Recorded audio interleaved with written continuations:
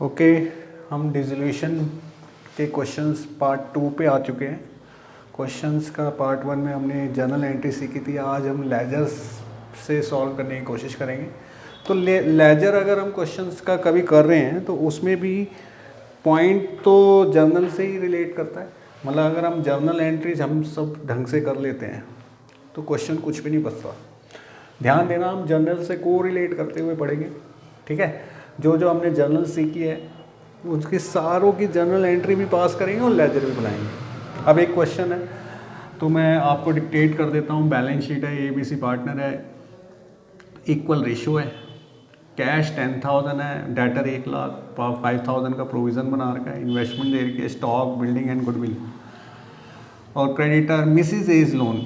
Mister A is a partner और उसकी wife से लोन ले रखा है, तो ये एक्सटर्नल पार्टी है। बीज लोन, इसमें एक पार्टनर भी है जो पार्टनर का भी लोन है। तो मैंने बताया था दो टाइप की लायबिलिटी होती है, एक इंटरनल लायबिलिटी होती है और एक एक्सटर्नल लायबिलिटी है। तो इसमें दोनों लायबिलिटी दिख रही है। जनरल रिजर्व है 90,000, इन्वेस्टमेंट फ्लैक्चुएटिंग रिजर्व भी दे रखी है। कैपिटल बैलेंस बैलेंस शीट का टोटल 5 लाख है। फॉर्म डिसॉल्व हो गई। अब अपडेट, अब इसी डेट पर मान लो ये 31 मार्च 21 है, इसी डेट पर हमने फॉर्म डिसॉल्व करनी है। Mister A took over stock at N agreed value of 50,000। जो स्टॉक था वो ए लेके जा रहा है और अपनी वाइफ का लोन पे कर रहा है mister A. Mrs A mister A ने पे कर दिया। एसेट्स रियलाइज हुई है, डेटर बिका है 50 का, इन्वेस्टमेंट 80 एंड गुडविल 50,000 की, और रियलाइजेशन एक्सपेंस आपके 5,000 है। Prepare realisation account, partners capital and cash account. तो हम जर्नल बना के क्वेश्चन सॉल्व करने नहीं, इसमें तो लेजर बनाते हैं, जो बोला है वो बनाते हैं। और जब हम डबल एंट्री इफेक्ट लेंगे ना तो मैं जर्नल से ही आपको डबल एंट्री का इफेक्ट दिखाने वाला हूँ। मैं छोटे छोटे बना रहा हूँ, क्वेश्चन पूरा बोर्ड पे आ जाए, ठीक है। Partners capital account,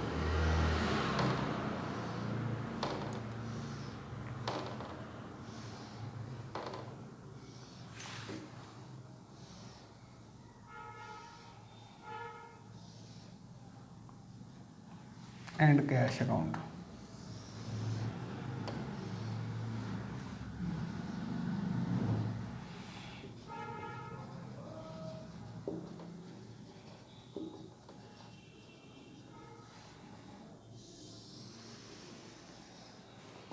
A, B and C partners हैं।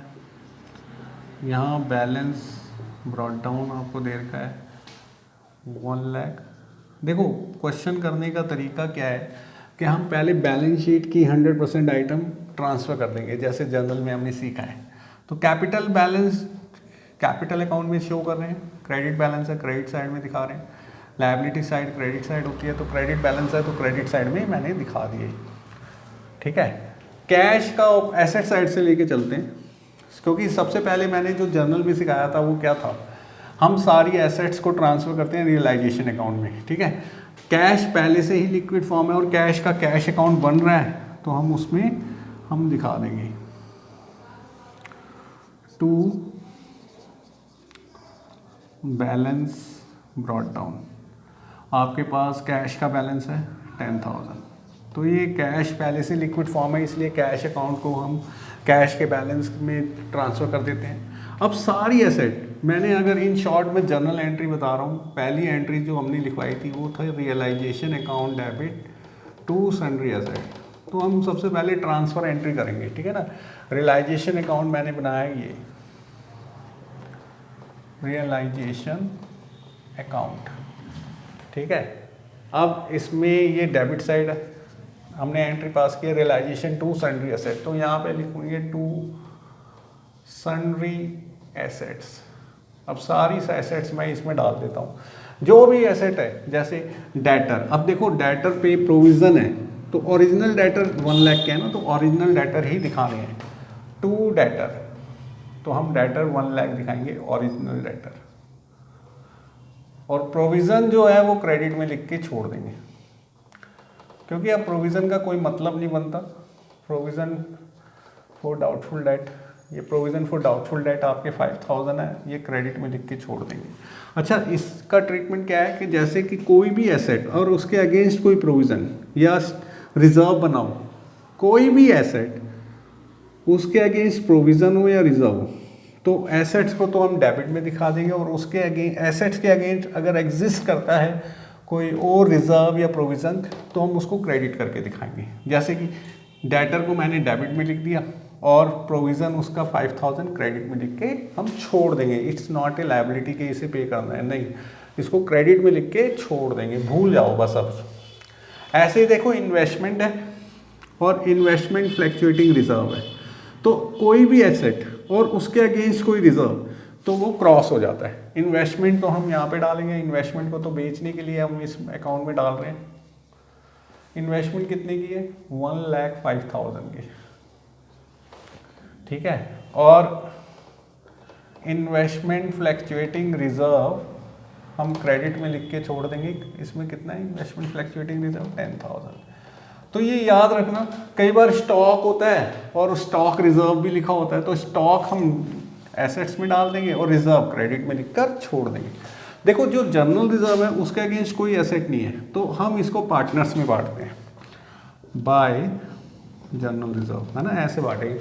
लेकिन अभी तो मैं एसेट्स को ही ट्रांसफर कर रहा हूँ, तो इसे ही पे फोकस करो। कोई एसेट उसके अगेंस्ट रिजर्व है तो वो रियलाइजेशन में क्रॉस हो जाएगा, एसेट डेबिट में आ जाएगा और प्रोविजंस क्रेडिट में आ जाएंगी।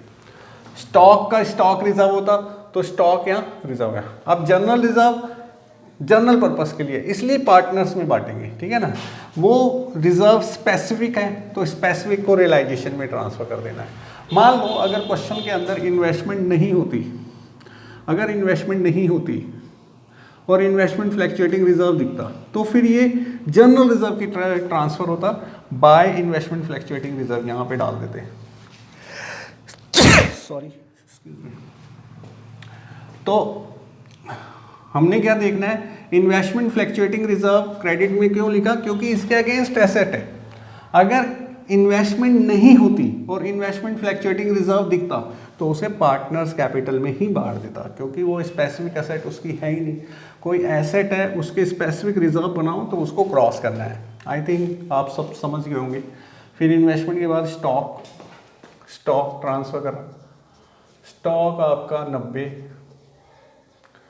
90,000 और बिल्डिंग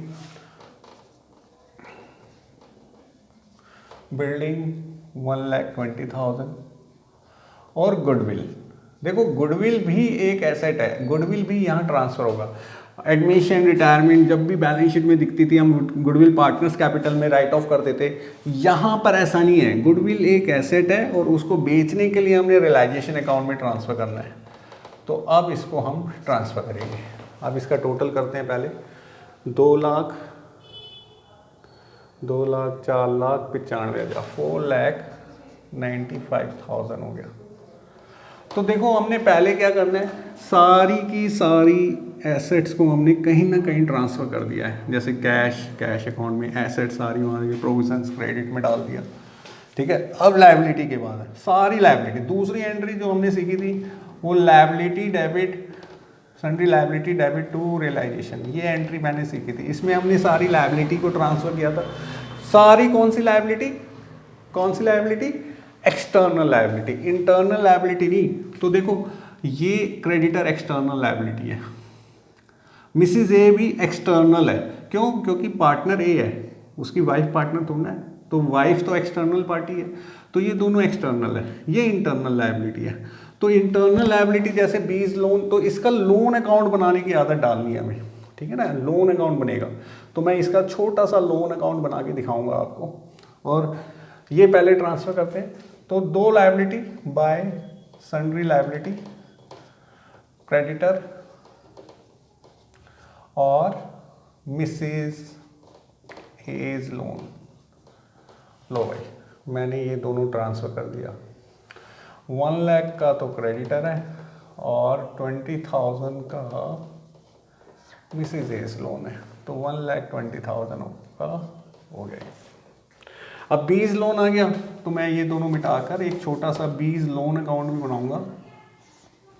देखो बीज लोन का कौन सा बैलेंस है, जो पार्टनर लोन अकाउंट बनाना है आपको हर क्वेश्चन में अगर दिख जाए तो बीज लोन का क्रेडिट बैलेंस है, तो हम क्रेडिट साइड में बैलेंस ब्रॉट डाउन और 80,000 का हमने लोन दिखा देना है।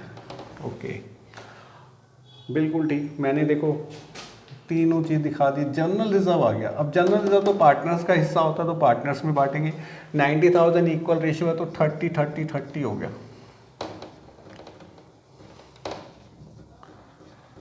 ओके इन्वेस्टमेंट फ्लैक्चुएटिंग रिजर्व मैंने क्रेडिट में लिख के छोड़ दिया, तो ये भी कर चुके हैं और कैपिटल बैलेंस हम पहले ही लिख चुके हैं। तो एक चीज़ आपने देखना, पहले हमें क्या करना है, बैलेंस शीट को नाप देना है पूरा। बैलेंस शीट का कोई भी पॉइंट, कोई भी एसेट या लायबिलिटी छूटना नहीं चाहिए, रिजर्व सब कुछ मैंने बांट दिया। ये पहला काम मेरा बैलेंस शीट को ट्रांसफर किया है, क्योंकि अगर मैं इसको भी क्लोज कर दूं ना तो कैश अकाउंट टैली हो जाएगा मेरा, ठीक है ना, क्योंकि ये तो पहले से ही डेबिट और क्रेडिट टैली है और मैंने डेबिट का डेबिट में और क्रेडिट का क्रेडिट में डाल दिया। टैली करूंगा तो बैलेंस शीट की तरह ये भी टैली हो जाएगा, ठीक है। अब हमें क्या करना है, दूसरा इफेक्ट क्या करना है, अब जो भी जर्नल आपकी या जो भी एडजस्टमेंट्स आपको दिख रही है उसका डबल इफेक्ट लेना है। ये तो पहले से ही टैली है, डेबिट वाले क्रेडिट से टैली है ना, मैंने डेबिट वाले डेबिट में डाल दिए, क्रेडिट वाले क्रेडिट में डाल दिए, मिलाऊंगा तो टोटल ये टैली तो पहले से ही है। अब मैंने को क्या करना है, इन सभी एंट्रीज के डबल इफेक्ट लेना है, एक डेबिट एक क्रेडिट करता जाऊंगा, हमारा डेबिट क्रेडिट टैली हो जाएगा, ठीक है। इतना ही आसान होता है। अब देखो सारी एसेट लायबिलिटी ट्रांसफर हो गई। अब पहली एंट्री क्या है, मिस्टर ए टू स्टॉक। देखो जब कोई पार्टनर अगर एसेट लेके जाता है तो एंट्री क्या होगी, मिस्टर ए ले जा रहा है तो पार्टनर डेबिट टू रियलाइजेशन। मैंने बोला था स्टॉक का नाम स्टॉक नहीं होता, अब स्टॉक का नाम हम पहले ही चेंज कर चुके हैं, ट्रांसफर करके रियलाइजेशन बना चुके हैं। तो अब स्टॉक जाएगा तो मतलब रियलाइजेशन अकाउंट जाएगा, तो एंट्री हो जाएगी is capital debit to realisation. आर ए मतलब मैं रियलाइजेशन लिखूंगा। अब इसकी लेजर पोस्टिंग करनी है, मुझे डबल इफेक्ट लेने हैं, सिंपल डबल इफेक्ट ले लो। एग्रीड वैल्यू कितनी है 50,000, तो इसकी डबल इफेक्ट ले लेते हैं हम, ठीक है। डबल इफेक्ट लो, एज कैपिटल अकाउंट डेबिट, देखो भाई A's capital debit to realisation account,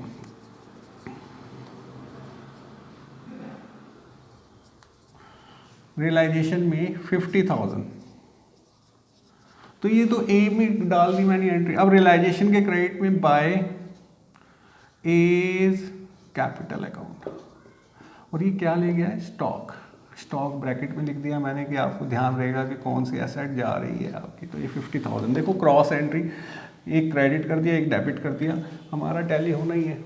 तो मैंने ना ये वाली एंट्री तो कर दी। एंड पे of his wife loan, wife का लोन, अपनी वाइफ का लोन पे कर रहा है, तो मिसिज एज लोन देखो एक्सटर्नल पार्टी है तो इसको पेमेंट होगी, तो लायबिलिटी की पेमेंट जो भी होगी तो रियलाइजेशन अकाउंट डेबिटेड टू, क्यों, तो यहाँ पर तो मिस्टर ए गिवर है टू एज कैपिटल अकाउंट, और वाइफ का लोन कितने का है 20,000 का,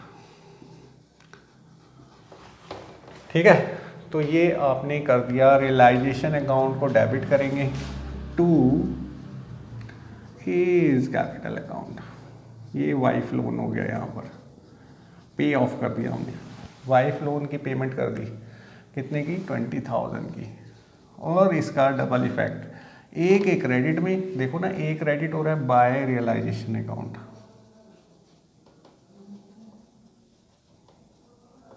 20,000, तो ये मैंने पहली एंट्री कर दी, उसके डबल इफेक्ट ले लिए, ठीक है। तो मैं जर्नल साथ साथ इसलिए करा रहा हूँ क्योंकि जो अब हम पहला क्वेश्चन पे आ गए हैं तो फर्स्ट क्वेश्चन पे सारा ट्रीटमेंट मैं सिखाऊंगा, जिससे कि आगे क्वेश्चंस में आपको प्रॉब्लम ना हो, ठीक है।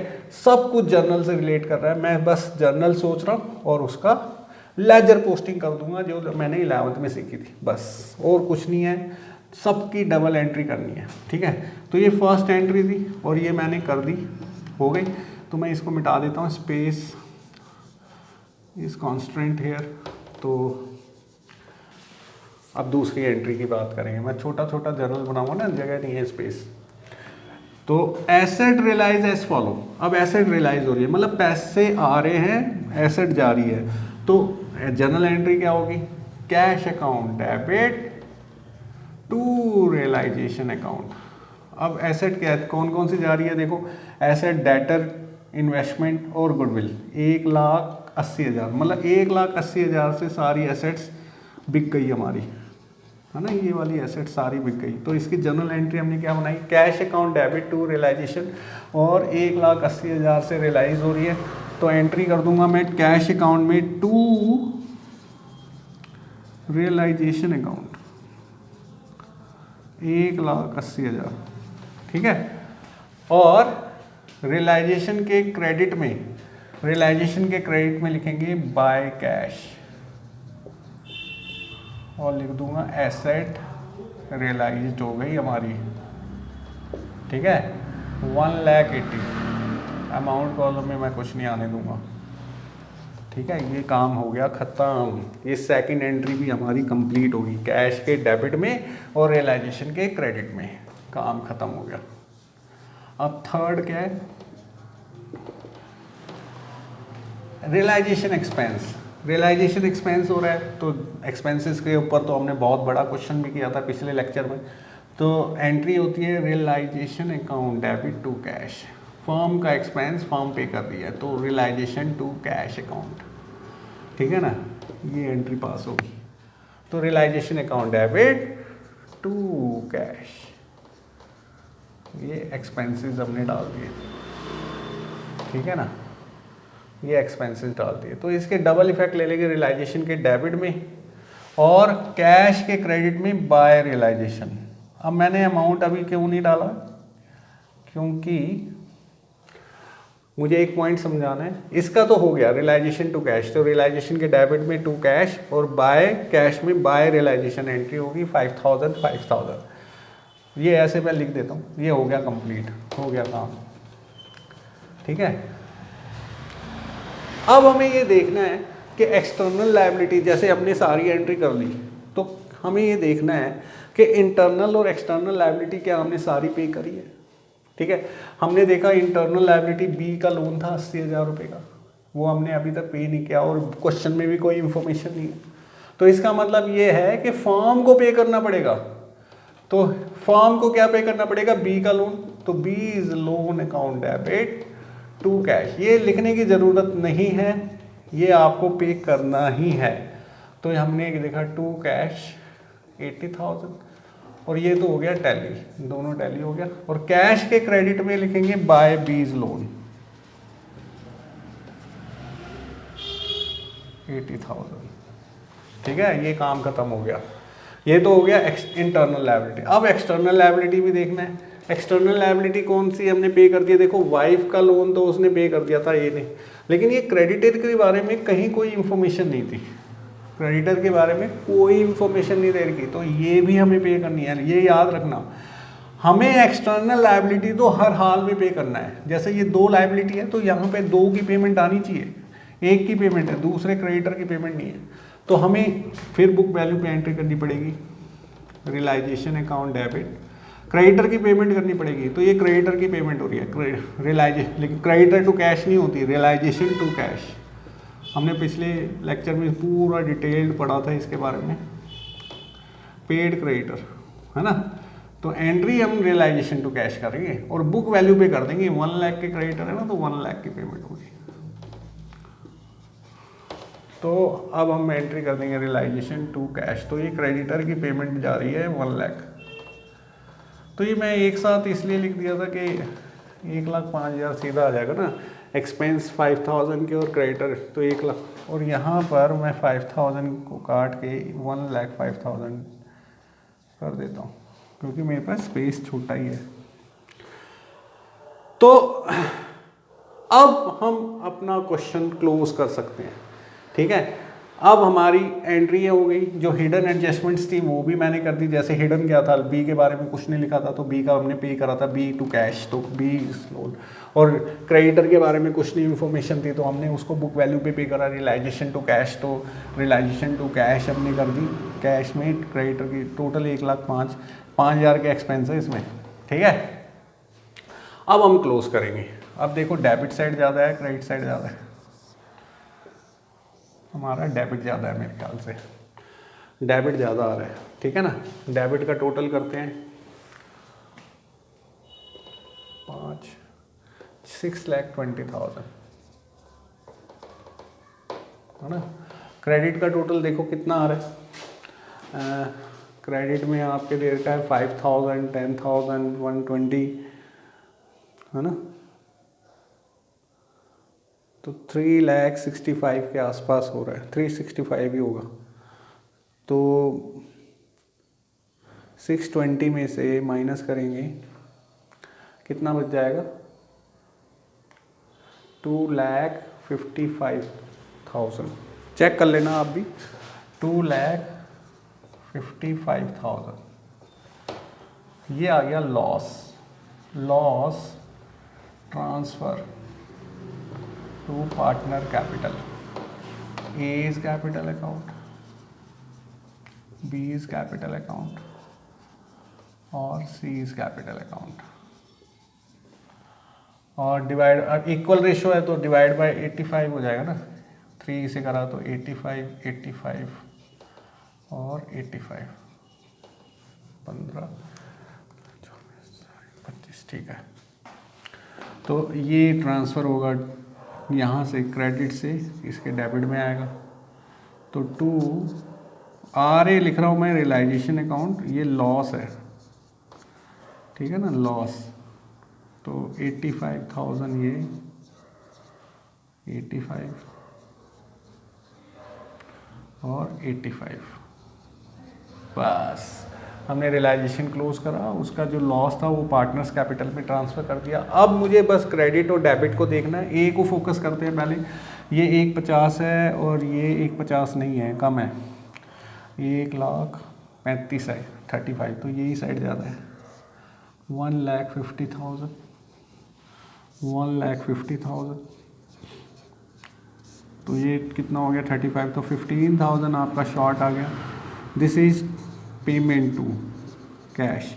जो भी बैलेंस बचना है किस में जाएगा, बैलेंसिंग फिगर किस में जाएगा, कैश अकाउंट में। तो हम कैश में ट्रांसफ़र कर देंगे। तो ये कैश यहाँ पर ट्रांसफ़र हो गया बाय इज कैपिटल अकाउंट 15,000।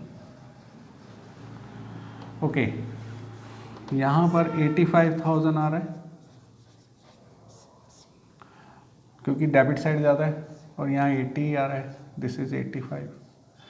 तो ज़्यादा वाला दोनों तरफ लिखते हैं और 5,000 बैलेंस बच गया, इसको भी हम कैश में ही ट्रांसफ़र करना पड़ेगा। इसका मतलब पता है क्या है, इसका मतलब है कि ये इतने पैसे लेके आएगा, 5,000 रुपये लाएगा। तो ये 5,000 लाएगा तो टू बीज कैपिटल अकाउंट, तो कैश बढ़ जाएगा। बढ़ा दिया मैंने, डेबिट साइड में तो बढ़ता है और क्रेडिट साइड में पेमेंट होता है, तो बढ़ा दो, 5,000 आ गया ये। ऐसे ही सी का भी डेबिट ही बढ़ा है, दिस इज 85 और 85, तो यहाँ पे भी 5,000 ही बचा बैलेंस। ये 5,000 बाय कैश और यहाँ पे आगे 2C, ये भी पैसे लेके आएगा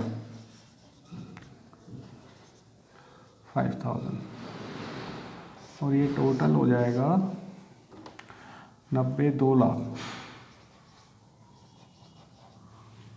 और यहाँ पर भी टोटल देखो कितना आ रहा है, 95, 2 लाख। ओके, 2 लाख हमारा बैलेंस कैश अकाउंट, मतलब इतना पैसा आया और यहाँ पेमेंट कर दी। दिस इज कॉल्ड सेटलमेंट, पूरी सेटलमेंट हो गई है। कैश अकाउंट हमारा टैली होना चाहिए। यहाँ पे बैलेंस शीट बनाने का कोई मतलब नहीं बनता क्योंकि डिसोल्यूशन हो रही है, हमें बैलेंस शीट कैरी थोड़ा ना करना है, हमें तो सेटल करना है। सेटल हमेशा कैश में होती है, तो कैश या बैंक अकाउंट फाइनल टैली होना चाहिए। तो ये हमारा फर्स्ट क्वेश्चन था, ये बेसिक क्वेश्चन था बिल्कुल, लेकिन इसके अंदर समझने की चीज़ें काफ़ी थी, छोटी छोटी चीज़ें, जैसे प्रोविज़न फॉर डाउटफुल डेट और उसके अगेंस्ट कोई एसेट, उसके अगेंस्ट कोई रिजर्व हो, तब हमें कैसे ट्रीट करना है। तो इसके नोट डाउन करो, नोट करो इसको पॉज करके। अब देखेंगे क्वेश्चन नंबर 2। इसमें आपके सामने देर का क्वेश्चन, थोड़ा बड़ा क्वेश्चन है, मैं डिक्टेट कर देता हूँ। क्रेडिटर है, बैंक लोन है, employee provident fund, short form use करिए मैंने, employee provident fund, investment fluctuating fund, commission receive in advance, capitals दे रखी है, cash, investment, sundry assets and profit and loss का भी डेबिट बैलेंस गिवन है। अब यहाँ पर इस एडजस्टमेंट के लिए क्वेश्चन कराया जा रहा है। A was to appointed to realise the assets, appoint किया गया कि एसेट्स बेचो, and was to receive 5% commission on the sale of asset, उसको 5% कमीशन दिया जाएगा। तो जितना कमीशन देगी फर्म, तो फर्म का तो खर्चा ही, तो realisation account debit to A entry pass करनी पड़ेगी। 5% जितना भी एसेट रियलाइज होगा, एक्सेप्ट कैश, कैश बिकता थोड़ा ना है, कैश तो हम पहले ही ट्रांसफ़र नहीं करते, तो जितनी भी एसेट बिकेगी उसका 5% कमीशन हम ए को देंगे, और इसकी एंट्री क्या हो जाएगी, realisation account debit to A, जितना भी कमीशन बनेगा। And was to bear all realisation expenses, सारे खर्चे उसे बियर करने पड़ेंगे। Expense on behalf of A 7500 paid by firm. देखो भाई, फर्म ने ऑन बिहाफ ऑफ ए पे करा है, तो यार ए के खर्चे पे फर्म कर रही है, तो एंट्री हो जाएगी ए डेबिट टू कैश, है ना। देखो एक्सपेंसेस से रिलेटेड मैंने एंट्रियाज आपको पहले कराई थी, ठीक है। ये तो आपके 7500 से होगी। ये कमीशन वाली एंट्रीज अभी हमें नहीं पता, क्योंकि एसेट रियलाइज ये दे रखी है। एसेट रियलाइज 156,500, इसका हम निकालेंगे 5%। तो जो भी 5% निकलेगा, कितना निकलेगा, 156,500 सारी एसेट बिक गई, इसमें 5%, तो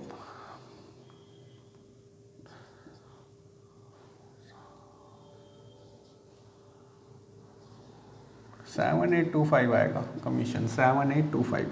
तो ये एंट्री हो जाएगी रियलाइजेशन टू ए कमीशन की, और जितने खर्चे on behalf of A firm ने पे किया है, तो ए टू कैश। हमने ये पिछले लेक्चर में जनरल सीखा था इसका। एसेट रियलाइज हो रही है, तो इसकी एंट्री होती है कैश टू रियलाइजेशन अकाउंट, है ना। ये तो आपकी 1,56,300 की हो गई। और कमीशन रिसीव इन एडवांस, ये जो एक्सटर्नल लायबिलिटी है ना, हमें कमीशन मिला एडवांस में, तो हमें काम करना था, लेकिन कंपनी डिज़ोल्व होगी तो ये कमीशन वापस करना पड़ेगा, तो लायबिलिटी है। लेकिन कंपनी ने रिटर्न कर दिया उसको, 3,000 कम दिए है, तो 8,000 में से 3,000 काट लिए, तो 5,000 रुपये पे किए होंगे, तो realisation account debit to cash. 8 में से 3 गए तो 5,000 से एंट्री हो जाएगी, ठीक है। Firm paid outstanding salary, unrecorded assets जब हम पे करते हैं तो realisation account debit to cash. ऐसे ही 85 की कंपनसेशन की भी यही एंट्री होगी, और प्रोविडेंट फंड भी पे कर रहे हैं, तो रियलाइजेशन टू कैश ही होगी बाकी सारी एंट्री। मतलब क्वेश्चन देखा जाए तो ख़त्म है बिल्कुल, मैंने सारी एंट्री करा दी, इसकी इससे इसकी एंट्री, इसकी एंट्री और इसकी एंट्री रियलाइजेशन टू कैश ही होनी है ना। एक्सपेंस की तो मैंने अलग से करी दी थी, ये कमीशन रिसीव इन एडवांस की एंट्री की थी। तो ये तो हमने डिस्कशन कर लिया, डिस्कस तो हमने कर लिया क्वेश्चन। अब इसको हम पूरा लेजर बनाएंगे। आई होप आपने उतार लिया होगा ये, तो क्वेश्चन को डिस्टर्ब नहीं करना मुझे, क्योंकि हमें क्वेश्चन सिखाना है पूरा, ठीक है। तो अब जो जो रिक्वायरमेंट है हम वो रिक्वायरमेंट इसकी पूरी करेंगे। सोल्यूशन में हमें बोला है रियलाइजेशन अकाउंट बनाओ, यार इसको ना ऐसे पार्टीशन कर देता हूँ।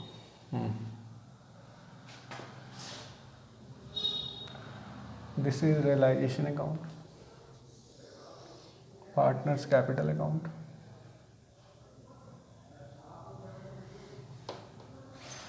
ABC 2:1 का रेशियो है।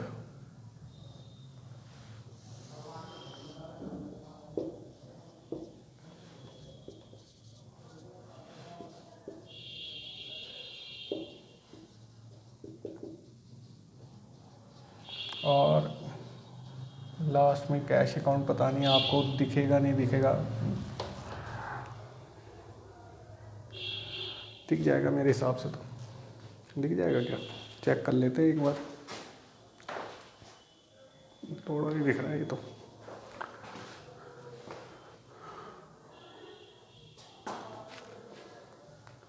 थोड़ा ऊपर शिफ्ट करना पड़ेगा कैश अकाउंट को।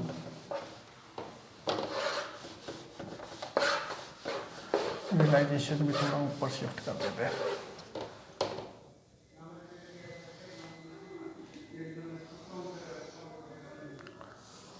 पार्टनर्स कैपिटल,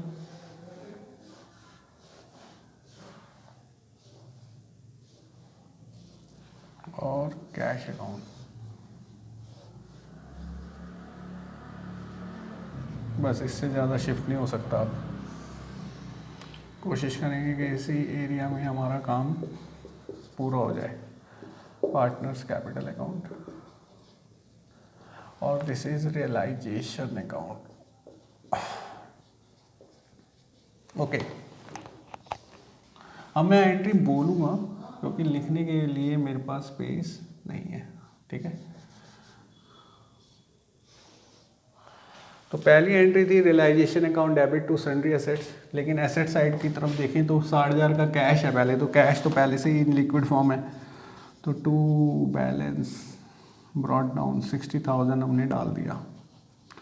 और रियलाइजेशन टू सन्ड्री एसेट, ये सन्ड्री एसेट्स यहाँ डालेंगे हम। कौन कौन सी है? इन्वेस्टमेंट है, कितने रुपए का है? 20,000 का। और सन्ड्री एसेट्स आपकी है 1,65,000 की। और प्रॉफिट एंड लॉस का डेबिट बैलेंस है, तो प्रॉफिट एंड लॉस तो डेबिट बैलेंस यहाँ पे profit and loss account partners capital में चला जाएगा। और 5 से डिवाइड कर दो, 5 6 30, 1200, 2 to 1 में बांट दिया मैंने 3,000 को, है ना।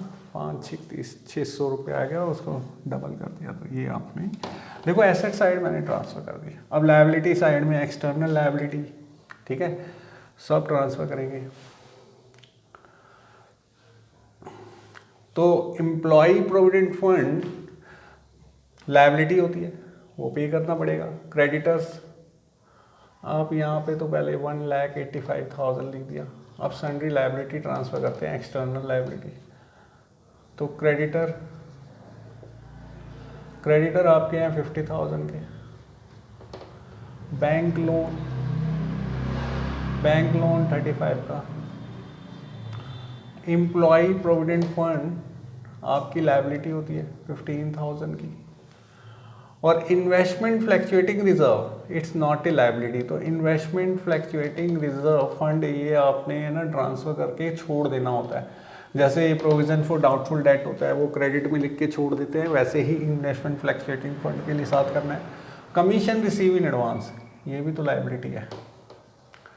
कमीशन रिसीव इन एडवांस ये है 8,000। तो हमारा टोटल कितना हो रहा है यहाँ पर? 50, तो ये हो गया 50, 1,60,000 ये। और हमारा जो 10,000 इन्वेस्टमेंट फ्लैक्चुएटिंग फंड है वो डाल दिया हमने, ठीक है। यहाँ तक हमारा क्लियर हो गया है। फिर कैपिटल बैलेंसेस तो कैपिटल अकाउंट में आते हैं।